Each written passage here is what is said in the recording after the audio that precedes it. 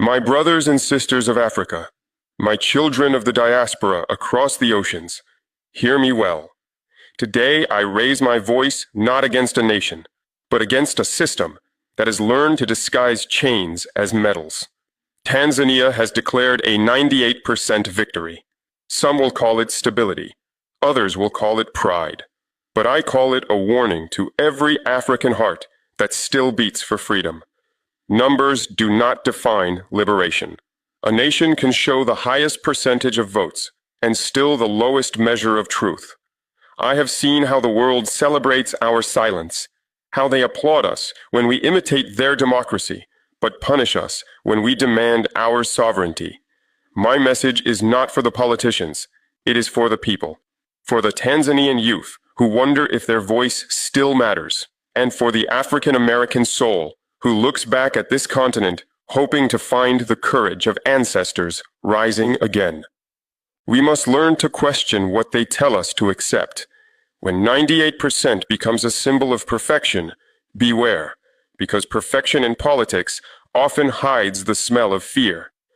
The destiny of Africa cannot be built on applause for numbers. It must be built on justice, on dignity, on the power of a people who choose truth over illusion. Tanzania is not alone. What happened there reflects what threatens every African land that forgets to listen to its own heartbeat. I speak today not as a president standing behind walls of power, but as a soldier of the African spirit. I speak as a son of this soil, the same soil that gave birth to Nyerere, Sankara, Lumumba, and every dreamer who dared to say Africa belongs to Africans. When I look at Tanzania, I see a land of history, of peace, of promise. I remember Julius Nyerere, who spoke of self-reliance and unity long before many of us could walk. He believed that Africa's liberation was not complete until every nation stood on its own feet.